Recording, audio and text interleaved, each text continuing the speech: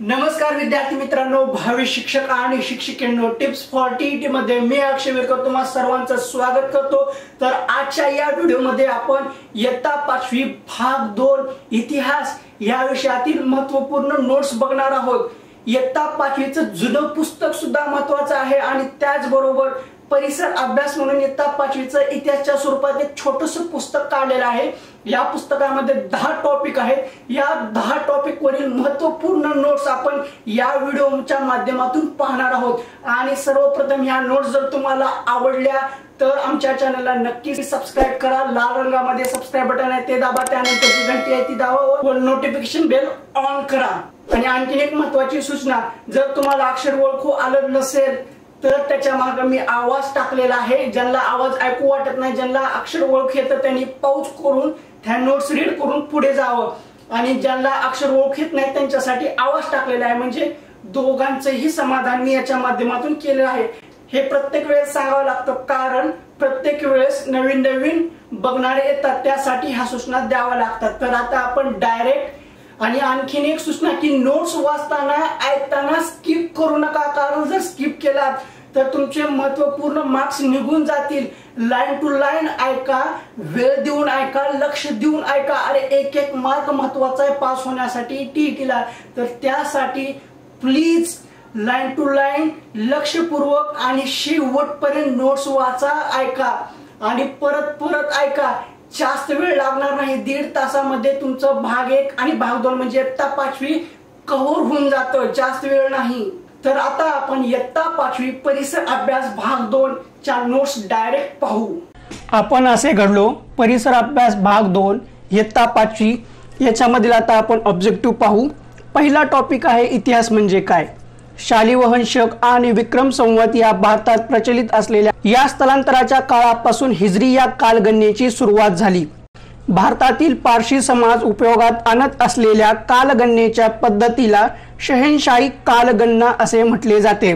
हा प्रश्न 2018 ला विचारला गेला होता। कालमापन करण्यासाठी कर्ब 14 विश्लेषण, काष्टवलांचे विश्लेषण यांसारख्या विविध वैज्ञानिक पद्धतींचा उपयोग केला जातो। कर्ब 14 पद्धतीने 60,000 वर्षापर्यंतच्या प्राचीन वस्तूंचे वय ठरवता येणे शक्य होते। कर्ब 14 ही पद्धत विलार्ड लिबी नावाच्या शास्त्रज्ञाने शोधली 1908 ते 1980 मध्ये त्यांचा कार्यकाल होता। कर्ब 14 हा वायू सर्व सजीवांच्या शरीरात असतो।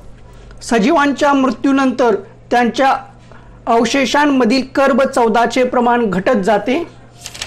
झाडांची वाढ होत असताना झाडांच्या खोडाचे एक एक वलय दरवर्षी वाढत जाते। ती वलये मोजली असता झाडाचे वय मोजता येते। पृथ्वीच्या उपपत्तीनंतर तिचा पृष्ठभाग थंड होऊन तिच्यावर जलाशयांची निर्मिती होण्यासाठी जवळजवळ 80 कोटी वर्ष लागले।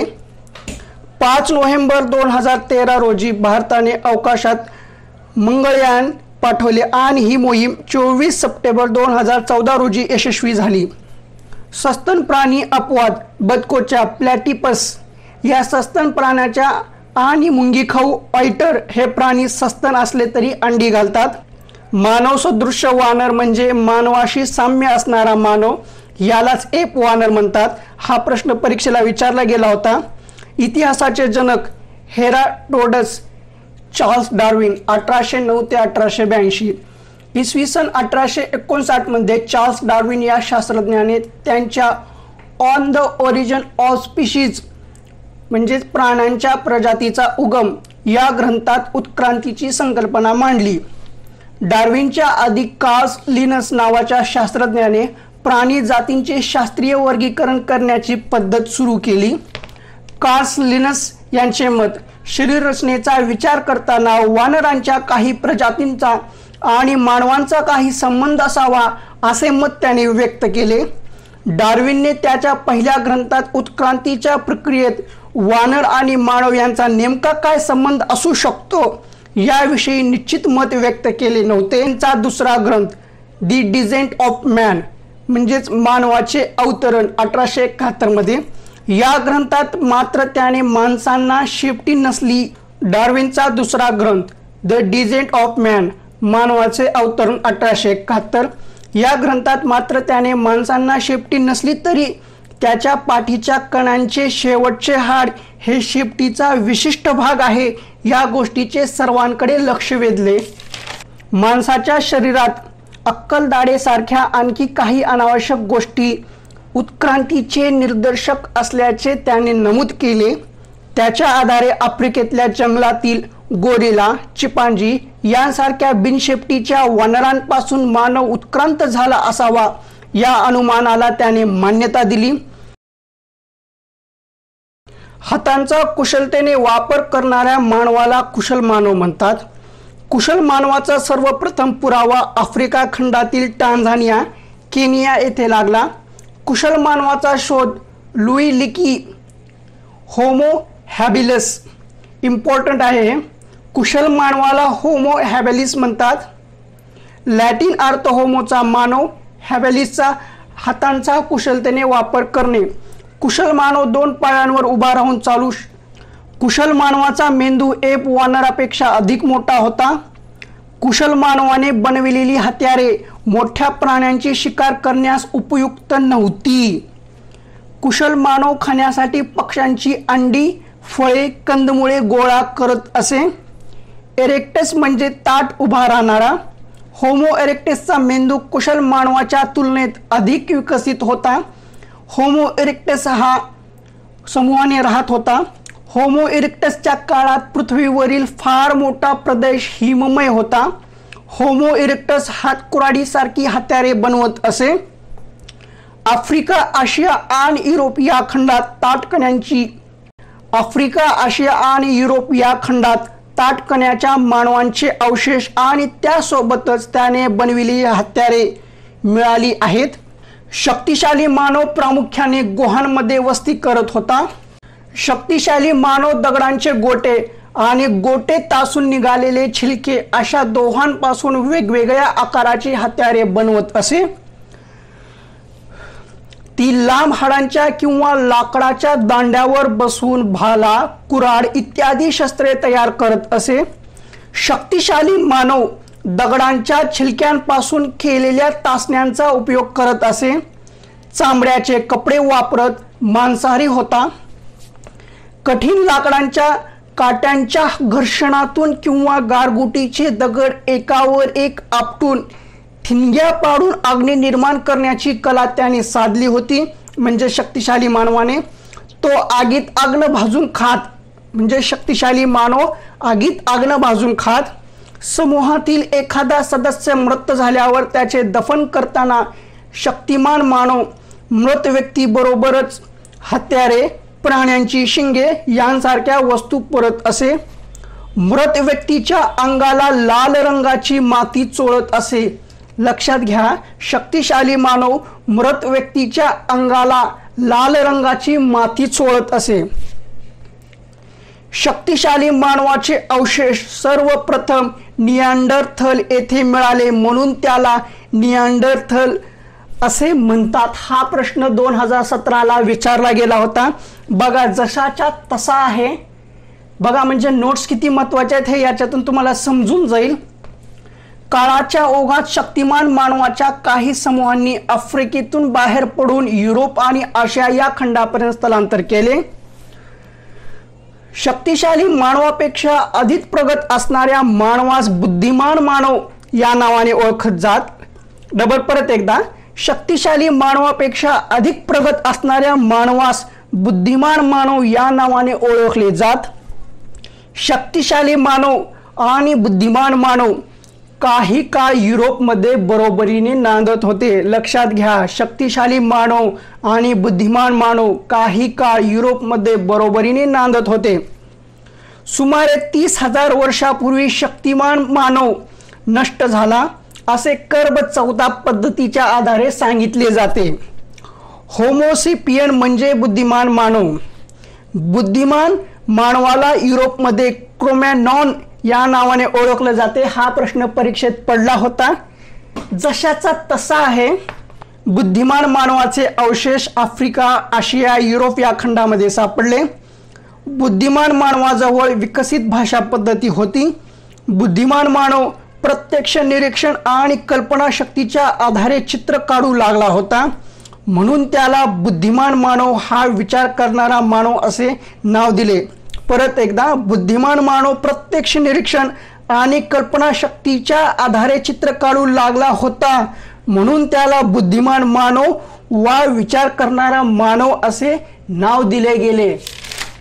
प्रगत बुद्धीच्या मानवालाच होमो सेपियन सेपियन म्हणतात। प्रगत बुद्धीच्या मानवालाच होमो सेपियन सेपियन म्हणतात। प्रगत बुद्धीच्या मानवाच्या मेंदूची क्षमता आणि त्याचबरोबरीने त्याच्या आकलन क्षमता सतत विकसित होत गेली। प्रगत बुद्धीचा मानव म्हणजेच आधुनिक मानव म्हणजे आपण। जनुकशास्त्रीय संशोधनाच्या आधारे आधुनिक मानवामध्ये शक्तिमान मानवाचा काही अंश असल्याचे आढळून आले आहे। त्याच्या आधारे शक्तिमान मानव आणि बुद्धिमान मानव हे दोघे आधुनिक मानवाचे पूर्वज होते असे म्हणता येईल। परत एकदा, जनुकशास्त्रीय संशोधनाच्या आधारे आधुनिक मानवामध्ये शक्तिमान मानवाचा काही अंश असल्याचे आढळून आले। त्यांच्या आधारे शक्तिमान मानव आणि बुद्धिमान मानव हे दोघे आधुनिक मानवाचे पूर्वज होते असे म्हणता येईल। म्हणजे शक्तिमान मानव आणि बुद्धिमान मानव हे दोघे आधुनिक मानवाचे पूर्वज होते। इसवी सन पूर्व 11,000 ते इसवी सन पूर्व 10,000च्या सुमारास आधुनिक मानवाने पशुपालन आणि शेतीचे तंत्र विकसित केले। इसवी सन पूर्व 11,000 ते इसवी सन पूर्व 10,000च्या सुमारास आधुनिक मानवाने पशुपालन आणि शेतीचे तंत्र विकसित केले। आधुनिक मानवाने प्रगत बुद्धीचा मानव हे नाव त्याच्या शारीरिक क्षमतेपेक्षा बौद्धिक आणि सांस्कृतिक क्षमतेचे निर्देशक आहे। अश्मयुगीन हत्यारे हे जे काय अश्मयुगातील आता आपण जे पाहत आहोत हे जुने 5वीचे जे पुस्तक आहे ना हे त्याच्यामध्ये सुद्धा आहे, पण त्या पुस्तकामध्ये इतकं डीपमध्ये नाही आहे आणि सध्या ते पुस्तक आत्ता पाठ्यपुस्तकासाठी नाही आहे, नवीन पुस्तक आहे। त्याच्या ठिकाणी हे परिसर अभ्यास नावाच्या रूपाने आपल्या शालेय अभ्यासक्रमामध्ये समाविष्ट केलेलं आहे। पण ते 5वीचं पुस्तक जसं महत्त्वाचं आहे तसं हे सुद्धा महत्त्वाचं आहे। ह्याच्यामध्ये फक्त 10 टॉपिक आहेत। 10 टॉपिक मध्ये तुम्हाला 2 मार्क्स आरामामध्ये मिळून जाऊ शकतात ते पहिल्या पेपरसाठी, आणि दुसऱ्या पेपरमध्ये सुद्धा 2 ते 3 मार्काला प्रश्न विचारले जाऊ शकतात। आता इथून जे पाहणार आहोत आपण अश्मयुगीन हत्यारे, ह्याच्यामध्ये खूप सारे प्रश्न विचारलेले आहेत। म्हणजे ह्या टॉपिक पासून पुढले जे टॉपिक आहेत याच्यामध्ये आपल्या परीक्षेमध्ये खूप सारे प्रश्न विचारलेले आहेत। त्यासाठी आता इथून थोडंसं काळजीपूर्वक लक्ष द्या। ज्या काळातल्या हत्यारांमध्ये प्रामुख्याने दगडाची हत्यारे मिळतात त्या काळाला आपण अश्मयुग असे म्हणतो। अश्म म्हणजे दगड। अश्मयुगाचे 3 कालखंड आहेत: पुराणाश्मयुग, मध्याश्मयुग, नवाश्मयुग। पुराश्मयुगातील कुशल मानव आणि ताठकण्यांचा मानव या दोन्हींनी आघात तंत्राने हत्यारे बनवली। तोड हत्यारांचा उपयोग फक्त कठीण कवचांची फळे किंवा हाडे फोडण्यासाठी करणे शक्य होते। कुशल मानवाला शिकारीचे तंत्र पूर्णपणे अवगत झालेले नव्हते हे त्याच्या हत्यारांवरून समजते। कुशल मानवाच्या तोड हत्यारांपेक्षा ताठकण्याच्या मानवाने बनवलेली हातकुराड आणि फरशी ही हत्यारे अधिक प्रमाणबद्ध होती। फरशी म्हणजे पसरट पात्याची कुराड। ताठकण्याचा मानव म्हणजेच होमो इरेक्टस हत्यारे घडवण्याआधी त्याचा आकार कसा असावा हे मनामध्ये ठरवत असे। म्हणजे होमो इरेक्टस जो होता तो हत्यारे बनवण्याच्या आधी हत्यारे कसे बनवायचे हे मनामध्ये ठरवत होता। दगडांचे छोटे छिलके काढण्यासाठी त्याने म्हणजेच होमो इरेक्टसने सांबर शिंगासारखा वस्तूंचा वण वापरला। ताठकण्याचा मानव कामाच्या आवश्यकतेनुसार वेगवेगळी हत्यारे वापरत होता। ताठकण्याचा मानव प्रामुख्याने हरिण, ससा, गवा अशा प्राण्यांची शिकार करत होता। बुद्धिमान मानवाने दगडी हत्यारे करण्याच्या तंत्रात क्रांती घडवून आणली। बुद्धिमान मानवाने दगडापासून लांब पातळ पाती काढण्याचे तंत्र विकसित केले। या लांब पात्यांपासून सुरी, तासणी, टोचा, छिन्नी यांसारखी हत्यारे आणि इतर वस्तू त्याने बनविल्या। बुद्धिमान मानव हत्यारे आणि इतर वस्तू तयार करण्यासाठी गारगोटीच्या वर्गातील दुर्मिळ दगड, हस्तिदंत यांसारख्या वस्तूंचा उपयोग करू लागला होता। बुद्धिमान मानवाच्या टोळ्या झोपड्या बांधून राहू लागल्या होत्या। उत्सव करू लागला, कलात्मक वस्तू व ग्रहचित्रे बनवू लागला, त्यांचा संबंध उत्सवाशी असावा असे मानले जाते. बुद्धिमान मानव उत्सव करू लागला, कलात्मक वस्तू व ग्रहचित्रे बनवू लागला, त्यांचा संबंध उत्सवाशी असावा असे मानले जाते. प्रगत मानवाच्या संस्कृतीच्या वाटचालीची सुरुवात पुराश्मयुगात झाली होती. हा प्रश्न आपल्या परीक्षेत येऊन गेला आहे. प्रगत मानवाच्या संस्कृतीची वाटचालीची सुरुवात पुराश्मयुगात झाली होती. भारतामध्ये पुराश्मयुगीन हत्यारांचे अवशेष काश्मीर पासून तामिळनाडू पर्यंत विविध ठिकाणी मिळालेले आहेत. भारतामध्ये पुराश्मयुगीन हत्यारांचे अवशेष काश्मीर पासून ते तामिळनाडू पर्यंत विविध ठिकाणी मिळाले आहेत. पुराश्मयुगातील मानवाचे अवशेष मात्र फारसे मिळाले नाहीत. नीट लक्षात घ्या आहे. पुराश्मयुगातील मानवाचे अवशेष मात्र भारतात फारसे मिळाले नाहीत. मध्य प्रदेशातील होशंगाबाद जवळ नर्मदा नदीच्या काठावर हाथनोरा नावाचे गाव आहे. या गावाच्या परिसरात अश्मीभूत कवटी आणि खांद्याचे हाड यांचे अवशेष मिळाले आहे. ते अवशेष पुराश्मयुगातील एका स्त्रीचे आहे. त्याखेरीज पदुच्चेरी जवळ असलेल्या एका गावाच्या परिसरात अश्मयुगातील एका बालकाची अश्मभूत कवटी सापडली आहे. अफगाणिस्तान आणि श्रीलंका या देशांमधूनही पुराश्मयुगीन मानवाचे काही अवशेष मिळाले आहेत. अफगाणिस्तान आणि श्रीलंका या देशांमधूनही पुराश्मयुगीन मानवाचे काही अवशेष मिळाले आहेत. महाराष्ट्रातील पुराश्मयुगीन स्थळांपैकी नाशिक जवळ गंगापूर आणि नेवासा जवळचे चिरकी नेवासा हे स्थळे प्रसिद्ध आहेत. गंगापूर हे गोदावरी नदीच्या काठावर आहे. चिरकी नेवासा प्रवरा नदीच्या काठावर आहे. मध्य अश्मयुगात बुद्धिमान मानवाने कुत्रा मांसाळलेला होता. म्हणजेच मध्य अश्मयुगात बुद्धिमान मानवाने कुत्रा पाळला होता. बुद्धिमान मानव शिकारी बरोबरच पशुपालन आणि नैसर्गिकरित्या उगवलेल्या धान्यांची कापणीही करू लागला. निवारा ते गाव वसाहत. शिकारीमुळे मध्य अश्मयुगापर्यंत मॅमॉथ सारखे महाकाय प्राणी नष्ट होऊ लागले. मॅमॉथ हा हत्तीचा पूर्वज होय, परंतु हत्तीच्या तुलनेत तो आकाराने प्रचंड मोठा असणारा प्राणी होता. नवा अश्मयुगातील माणसाची जीवन पद्धती पुरा अश्मयुग आणि मध्य अश्मयुग या काळांतील जीवन पद्धतींपेक्षा पूर्णपणे भिन्न होती. पृथ्वीवर हिमयुग आणि आंतरहिमयुग असे कालखंड आलटून पालटून येतात. हिमयुग आणि आंतरहिमयुग हे आलटून पालटून येतात. हिमयुग, आता हिमयुगमध्ये काय आहे? पृथ्वीचा बहुतांश भाग हा बर्फाच्छादित असतो. हिमयुगामध्ये हवामान अतिशीत आणि शुष्क असते. समुद्राची पातळी खूप खोल जाते. आंतरहिमयुग म्हणजे दोन हिमयुगांच्या मधला कालखंड. लक्षात घ्या, आंतरहिमयुग म्हणजे दोन हिमयुगांच्या मधला कालखंड. आता आंतरहिमयुग त्याच्यामधली माहिती आहे. बर्फ मोठ्या प्रमाणावर वितळणे, समुद्राची पाणी पातळी उंचावते. हिमयुगामध्ये काय होते? समुद्राची पातळी खूप खोल जाते. आंतरहिमयुगामध्ये समुद्राची पाणी पातळी उंचावते. हवामान तुलनेने उबदार आणि आर्द्र असते. ज्या काळात पृथ्वीवरील काही प्रदेशात हिमयुग होते, त्याच काळात आशिया आणि आफ्रिका खंडातील काही प्रदेशात खूप मोठ्या प्रमाणावर पाऊस पडत होता. इतरत्र आंतरहिमयुग असताना आशिया आणि आफ्रिका खंडातील प्रदेशात पावसाचे प्रमाण कमी झाले होते. कुशल मानवाच्या काळात साधारण 25 लाख वर्षापूर्वी हवामान अतिशीत आणि शुष्क होऊ लागले होते. आजच्या काळापासून मागे गेलो असता 18 लाख वर्ष ते 18,000 वर्ष या दरम्यानच्या कालावधीत हिमयुग आणि आंतरहिमयुग यांची 4 प्रमुख आवर्ते होऊन गेली. म्हणजे कधी 18 लाख वर्ष ते 18,000 वर्ष या दरम्यानच्या काळात हिमयुग आणि आंतरयुग यांची 4 कालखंडे होऊन गेली. 4 कालखंडे म्हणजे 4 आवर्ते होऊन गेली. शेतीची सुमारे 11,000 वर्षापूर्वीचे पुरावे प्रथम इस्रायल आणि इराकमध्ये मिळाले. लक्षात घ्या, शेतीचे सुमारे 11,000 वर्षापूर्वीचे पुरावे प्रथम इस्रायल आणि इराक येथे मिळाले.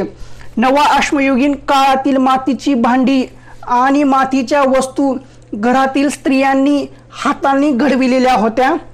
स्थिर जीवन आणि नागरी संस्कृती याच्यामध्ये दगडाची हत्यारे हे अश्मयुग, तांब्याची हत्यारे आणि इतर वस्तू ताम्रयुग, लोखंडाची हत्यारे आणि इतर वस्तू लोहयुग. थॉमसने समप्रमाण दाखवून दिले. हे जे काय आहे ना, हे थॉमसने समप्रमाण दाखवून दिले. हे जोड्या लावामध्ये चुकी बरोबर मध्ये विचारलं जाऊ शकतं. त्यासाठी आणखीन परत एकदा, दगडाची हत्यारे अश्मयुगातील, तांब्याची हत्यारे आणि इतर वस्तू ताम्रयुग, तर लक्षात येईल. लोखंडाची हत्यारे आणि इतर वस्तू लोहयुग. तांबे हा धातू सर्वप्रथम वापरात आला अशी समजूत. लक्षात घ्या, तांबे हा धातू सर्वप्रथम वापरात आला अशी समजूत. हा प्रश्न परीक्षेत पडला होता. प्रत्यक्षात मात्र सोने हा वापरात आलेला पहिला धातू आहे. नीट लक्षात घ्या, हा सुद्धा प्रश्न परीक्षेत येऊन गेलेला आहे. प्रत्यक्षात मात्र सोने हा वापरात आलेला पहिला धातू, म्हणजे ज्यावेळेस प्रत्यक्ष धातू वापरण्यात आला त्यावेळेस सोने हा धातू प्रथम वापरला गेला आणि तांबे हा धातू वापरला गेला अशी समजूत होती. तर तसं नाहीये. प्रत्यक्षात सोने हा धातू सर्वप्रथम वापरला गेला. सोने निसर्गतः अत्यंत नरम असल्यामुळे त्याचा उपयोग हत्यारे अवजारे करण्यासाठी होत नव्हता. ताम्रयुगात अत्यंत महत्त्वाचा शोध म्हणजे चाक. लक्षात घ्या, ताम्रयुगातील अत्यंत महत्त्वाचा शोध म्हणजे चाक. चाकाचा उपयोग सर्वप्रथम मातीची भांडी घडवणाऱ्या व्यक्तींनी केला. चाकाचा उपयोग सर्वप्रथम मातीची भांडी घडवणाऱ्या व्यक्तींनी केला. चाकांवर चालणाऱ्या गाड्या सर्वप्रथम मेसोपोटेमियात उपयोगात आणल्या गेल्या. परीक्षेत पडलेला आहे. आता आपण रोझेटा शिलालेखाबद्दल माहिती घेऊ. रोझेटा स्टोन या नावाने ओळखल्या जाणाऱ्या शिलालेखाचा शोध इसवी सन 1799 मध्ये लागला. दगड तुटलेला असल्यामुळे त्यावर मूळ शिलालेखाचा फक्त एक हिस्सा शिल्लक आहे. रोझेटा शिलालेख इजिप्शियन भाषेमध्ये आहे. हा शिलालेख सध्या लंडन येथील ब्रिटिश म्युझियम मध्ये ठेवला आहे. प्रथमदर्शी दगडावर 3 भागात 3 वेगवेगळे लेख कोरलेले आहेत असे वाटते, परंतु प्रत्यक्षात तो एकच लेख 3 वेगवेगळ्या लिपींमध्ये कोरलेला आहे. जो काही तो दगड आहे त्याच्यावर 3 लेख कोरलेले आहेत असं वाटतं, पण ते वेगवेगळ्या लिपीतील एकच लेख आहे. सर्वात वरची लिपी आहे ती प्राचीन इजिप्तमधील चित्रलिपी. तिला हायरोग्लिप्स म्हणजे त्यांच्या भाषेतील देवलिपी म्हणतात. मधली लिपी दैनंदिन उपयोगासाठी वापरात आली ती डेमोटिक म्हणजे दस्तऐवजांसाठी वापरण्याची लिपी म्हणजे डेमोटिक. इजिप्तच्या प्राचीन चित्रलिपीपासून ती तयार झाली म्हणजे कुठली? डेमोटिक. डेमोटिक जी ही लिपी आहे ती इजिप्तच्या प्राचीन चित्रलिपीपासून तयार झाली होती. तिसरी लिपी ग्रीक आहे. इजिप्तमध्ये टॉलेमी कंसात 5वा नावाचा राजा गादीवर असल्याची घोषणा 3ऱ्या लेखात केलेली आहे. इजिप्तच्या इतिहासाचे साधन म्हणून या शिलालेखाचा विशेष महत्त्व आहे. ग्रीक लिपीच्या आधारे डेमोटिक लिपीतील टॉलमिस हा शब्द वाचता येणे शक्य झाला आहे. नीट लक्षात घ्या, ग्रीक लिपीच्या आधारे डोमेटिक लिपीतील टॉलमिस हा शब्द वाचता येणे शक्य झालेला आहे. जॉ फ्रांचा शॅम्पोलिऑन नावाचा एक फ्रेंच शिक्षकाला संपूर्ण लिपी वाचता आली. नाव तर कसलं भारी आहे बघा. जॉ फ्रांचा शॅम्पोलिऑन नावाच्या एका फ्रेंच शिक्षकाला संपूर्ण लिपी वाचता आली. टॉलमिस हा शब्द वाचता आल्यामुळे इजिप्तमधील शिलालेखांमध्ये उल्लेख केलेली विदेशी नावे वाचता येणे शक्य झाली. ते शॅम्पोलिऑनच्या लक्षात आले. नाव बी काय भारी आहे, घेता सुद्धा येत नाहीये. शॅम्पोलिऑनने विदेशी नावे वाचून त्यांच्या आधारे चित्रलिपीमधील मुळाक्षरांची यादी तयार केली. तांब्याचा वापराचा सुमारे 7000 वर्षापूर्वीपासूनचा पुरावा मिळतो. तांबे आणि कथिल यांच्या मिश्र धातूला कासे असे म्हणतात. ऐतिहासिक काळ. नवा अश्मयुगीन संस्कृतीमध्ये नागरी संस्कृती उदयाला आली. हा प्रश्न आपल्या परीक्षेत येऊन गेलेला आहे. नवा अश्मयुगीन संस्कृतीमधून नागरी संस्कृती उदयाला आल्या. जगातील 4 प्रदेशांमध्ये साधारणपणे एकाच कालखंडात म्हणजे इसवी सनापूर्वी 3000 वर्षापूर्वी नागरी संस्कृती उदयाला आली. मेसोपोटेमिया इजिप्त, भारतीय उपखंड आणि चीन हे 4 प्रदेश होत. नद्यांच्या काठांनी विकसित झाल्या म्हणून या प्रदेशांना प्राचीन नागरी संस्कृतींच्या नद्यांच्या खोऱ्यांमधील नागरी संस्कृती असे म्हणतात. नद्यांच्या काठांनी विकसित झाल्या म्हणून या प्रदेशांतील प्राचीन नागरी संस्कृतींना नद्यांच्या खोऱ्यामधील नागरी संस्कृती असे म्हणतात. मेसोपोटेमिया हे देशाचे नाव नसून एका प्रदेशाचे नाव आहे. याचा अर्थ 2 नद्यांच्या मधला प्रदेश म्हणजे दुआब.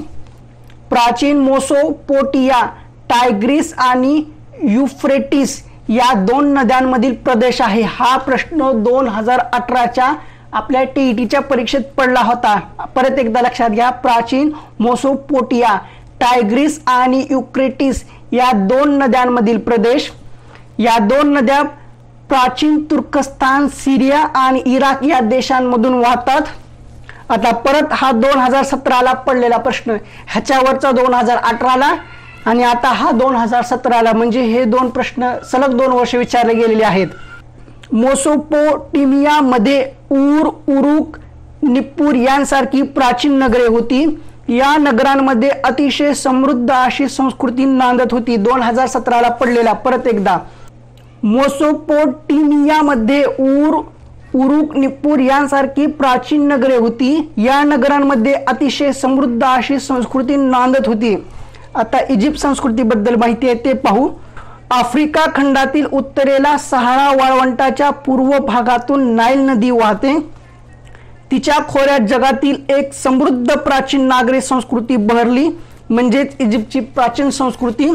नाईल नदीला दरवर्षी पावसाळ्यात पूर येतो.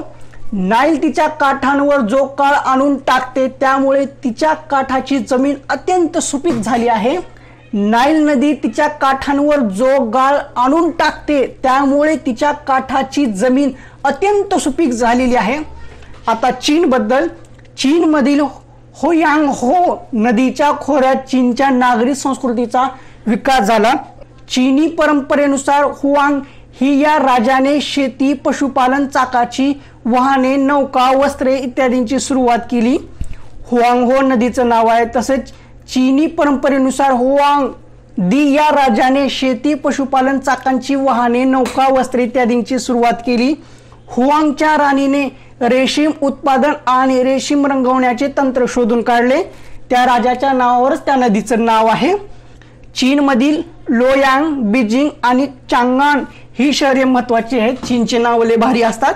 परत एकदा, चीनमधील लोयांग, बीजिंग आणि चांगान ही शहरे महत्वाची आहेत. आता हडप्पा संस्कृतीबद्दल. भारतीय उपखंडातील सर्वात प्राचीन संस्कृती म्हणजे हडप्पा संस्कृती. ही संस्कृती सिंधू नदीच्या खोऱ्यात विकसित झाली.